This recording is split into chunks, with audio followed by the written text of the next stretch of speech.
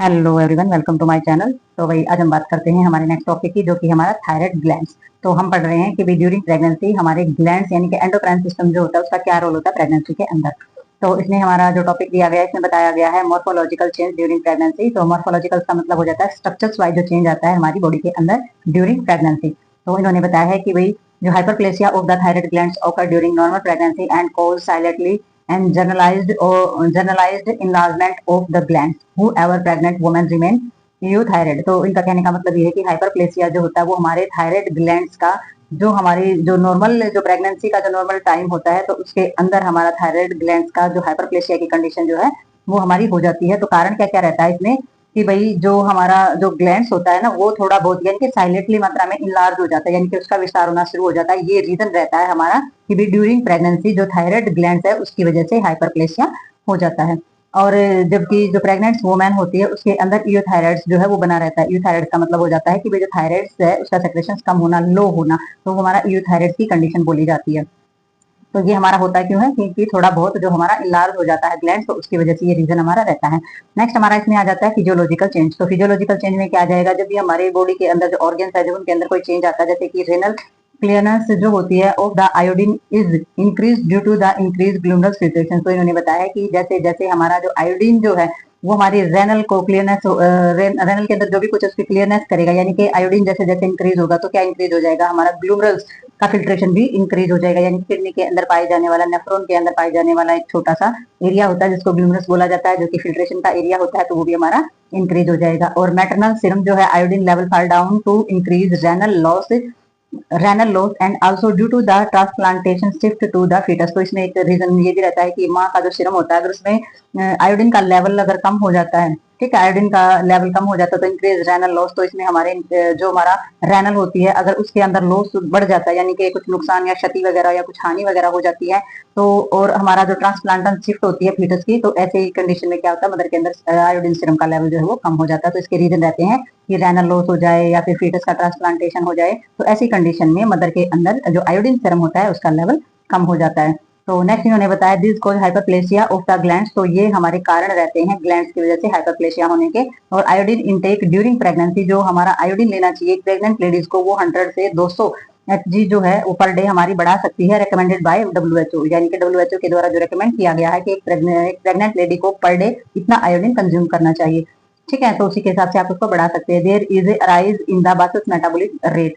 और इससे हमारा क्या होता है जो हमारा बेसल से मेटाबॉलिक जो हमारा मेटाबॉलिक जो रेट होता है यानी कि बीएमआर जिसको बोलते हैं, वो जो रेट होता है वो राइज हो जाता है यानी कि बढ़ जाता है। It begin at about the third month. और ये जो शुरुआत होती है इसकी बढ़ने की वो हमारे तीसरे महीने में होती है, और जो वॉल्यूम्स होती है वो हमारी +25% ड्यूरिंग द लास्ट ट्राइमेस्टर। तो हमारा जो आखिरी का जो तिमाही होता है उसमें ये 25% तक बढ़ जाता है जो हमारा मेटाबॉलिक रेट होता है, ठीक है। तो इसमें जो इंक्रीज होता है हमारा बीएमआर जो हमारा इंक्रीज होता है यानी कि बासस मेटाबॉलिक जो रेट होता है due to increase in net oxygen consumption of mother and foetus. तो ये हमारा कैसे कैसे इंक्रीज होता रहता है, जैसे ही मदर को मदर जैसे ही मदर या फीटस होता है उसको नीट ऑक्सीजन यानी कि साफ और शुद्ध ऑक्सीजन की जरूरत होती है मदर और फीटस को, वैसे वैसे हमारा बीएमआर भी बढ़ता जाता है। जैसे जैसे बच्चे को ऑक्सीजन की ज्यादा जरूरत होती है, ज्यादा ऑक्सीजन कंज्यूम करने की जरूरत होती है मदर को, वैसे वैसे हमारा बीएमआर रेट यानी कि मेटाबॉलिक रेट बढ़ता जाएगा, वैसे वैसे ऑक्सीजन की जरूरत ज्यादा पड़ती जाएगी। क्यों? क्योंकि जो हमारा मेटाबॉलिक सिस्टम होता है वो हमारा ऑक्सीजन के बगैर नहीं चलता है। तो ऑक्सीजन अच्छी होगी तो हमारा मेटाबॉलिक रेट भी अच्छा ही होगा। तो आगे देखते हैं हम इसमें।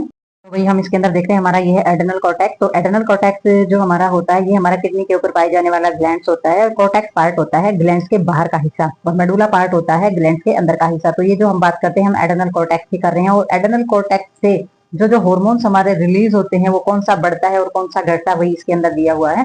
तो इसमें बेसिक सी नॉलेज है इनके बारे में, तो इसमें कुछ ज्यादा नहीं है, बस यही जाना है कौन कौन सा हॉर्मोन बढ़ जाता है कौन सा कम हो जाता है। तो मॉर्फोलॉजिकल चेंज के जो हमारा दिया गया है इसमें ड्यूरिंग प्रेगनेंसी तो चेंजेस क्या होती है, इसमें जो एड्रेनल कॉर्टेक्स होता है वो हल्का सा क्या हो जाता है, इनलार्ज हो जाता है, थोड़ा सा बड़ा हो जाता है। और पर्टिकुलरली जो थिकनेस होती है वो हमारी जो ना फेसिया जो होती है वो थोड़ी सी मोटी हो जाती है।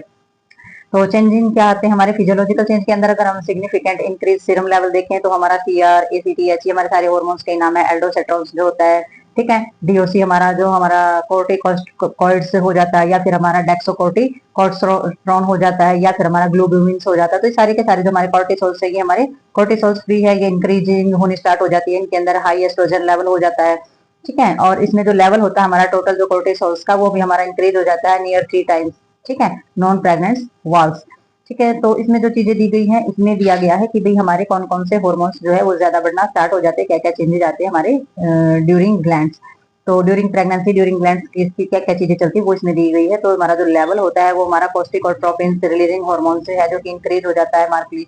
ठीक है, और डाइड्रोपाइनो या फिर हमारा डेस्ट्रॉन्स एंड द एड्रोस्टोडोनिन्स जो का जो लेवल होता है वो स्लाइटली राइज हो जाता है, यानी कि थोड़ा सा बढ़ जाता है। और इसमें फिजियोलॉजिकल जो हमारा सीआरएच या ईसीटीएच कोर्टिसोल्स होता है, उसके अंदर क्या होती है, मेंटेन इसको ये करता है। और जो अब्सेस होती है फीचर, वो हमारे कुशिंग सिंड्रोम्स वगैरह जो होते हैं, वो हमारा high level free cortisols might indicate of the tissues target site of the less and the sensitive cortisols, और cortisols does cross the placenta but not ACTH. तो इनका जो मतलब है कहने का वही है कि भाई हमारा जो कुशिंग सिंड्रोम्स होते हैं वो हमारे हाई लेवल फ्री हो जाते हैं। जैसे कि जो हमारा कोर्टिसोल से जो होता है वो हमारे टिश्यूज का टारगेट होता है, उसमें टिश्यूज टारगेट करता है, यानी कि माइट इंडिकेशन जो होता है वो हमारा टिश्यूज पर इसका होता है। तो इसमें जो साइट एंड लेस सेंसिटिविटी हो जाती है, यानी कि कोर्टिसोल जो होता है वो हमारे जो टिश्यूज के अंदर जो टारगेट साइट होती है वो जो हमारी सेंसिटिविटी से लेस होता है। और जो हमारा कोर्टिसोल होता है वो हमारा क्रॉस करता है प्लेसेंटा बट नॉट एसीटीएच, परंतु इसमें एसीटीएच जो वो नहीं होता है। तो ये हमारा एडर्नल कोर्टेक्स का है, थोड़ी सी मोटी मोटी सी इन्फॉर्मेशन है इसके बारे में। तो सारे के सारे हमारे हार्मोन्स के नाम है कि भी कौन सा हार्मोन है जो बढ़ जाता है और कौन सा हमारा कम हो जाता है। तो कुछ ज्यादा इसमें नहीं था। तो नेक्स्ट हमारा देखते हैं हमारा कौन सा ग्लैंड है। तो वही अब हम बात करेंगे पैराथायराइड ग्लैंड की। तो पैराथायराइड ग्लैंड जो होता है वो हमारे थायराइड ग्लैंड के पीछे पाया जाता है। ये तो हमें पता ही है, क्योंकि हम थायराइड का लेसन जो है, थायराइड का लेसन हम फर्स्ट ईयर में ही कवर कर लेते हैं।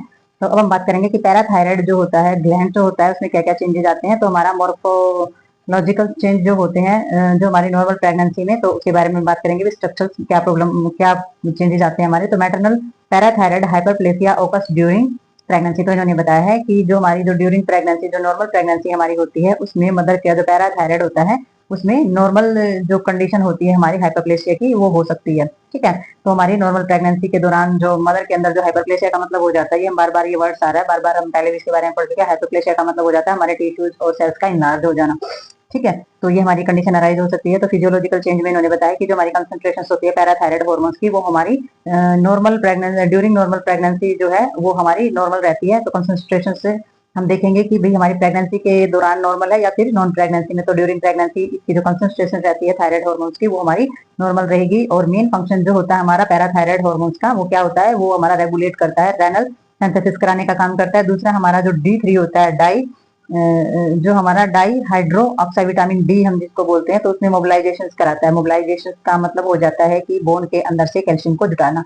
ठीक है, तो इसमें हमारा जो D3 होता है वो हमारा एनहेंस हो जाता है कैल्शियम का, जो हमारा रिएजेक्शन होना यानी कि अवशोषण होना स्टार्ट हो जाता है किडनी और स्मॉल इंटेस्टाइन से। ठीक है, तो हमारा इसमें कोलेस्ट्रॉल जो है उसके अपोजिट एक्शन होना स्टार्ट हो जाता है पीटीएच और विटामिन डी का। तो जो हमारा पीटीएच जो होता है यानी कि पैराथायराइड जो हार्मोन्स होता है वो हमारा प्लेसेंटा को क्रॉस नहीं करता, बट जो कैल्शियम के की जो चीजें होती हैं या कंसंट्रेशन ग्रेडियंट होते हैं उनको क्रॉस करता है ये।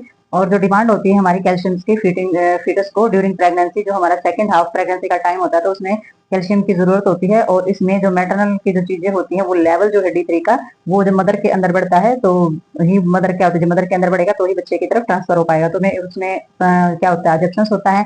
तो अजेप्शन से जो हमारा होता है कैल्शियम का, तो उससे पहले ही जो हमारा स्केल्टन का क्या हो जाता है, मिनरलाइजेशन जो है वो उससे पहले हो जाता है। ठीक है, तो स्केल्टन मिनरलाइजेशन हो जाता है जैसे जैसे हमारा जो विटामिन है या कैल्शियम है उनका अवशोषण होता है। तो हमारा फिर क्या होता है, एक्टिव हो जाता है हमारा ट्रांसफर। किस चीज का ट्रांसफर, जो हमारा कैल्शियम का जो ट्रांसफर होता है वो मदर से फीटस की तरफ जाने लगता है। तो फीटस को कैल्शियम की जो है वो मिलना स्टार्ट हो जाता है। जो टोटल सीरम हमारा कैल्शियम का होता है वो हमारा ड्यूरिंग प्रेगनेंसी वो लेवल होता है वो धीरे धीरे कम होना स्टार्ट हो जाता है। और आयरन कैल्शियम का जो लेवल होता है वो हमारा अनचेंज रहता है। और जो ब्लड लेवल होता है वो हमारा क्या करता है, कैल्सीटोरस इंक्रीजिंग जो है उसके अंदर होना स्टार्ट हो जाती है। तो ये हमारा एक हार्मोनल चेंजेस है उसकी कंडीशन है। तो इसके अंदर हमने क्या पढ़ा है कि भाई हमारा किस किस कंडीशन पे कैसे कैसे कैल्शियम जो है वो काम करता है, और हमारे विटामिन डी और हमारे मिनरलाइजेशन कब होता है। ठीक है, तो हमारी जो चीजें होती हैं वो ब्लड लेवल का की जो चीजें होती है वो हमारी बढ़ना स्टार्ट हो जाती हैं। तो ये था हमारा पैराथायराइड ग्लैंड। तो मिलते हैं हम नेक्स्ट वीडियो में नेक्स्ट ग्लैंड के साथ, तब तक के लिए।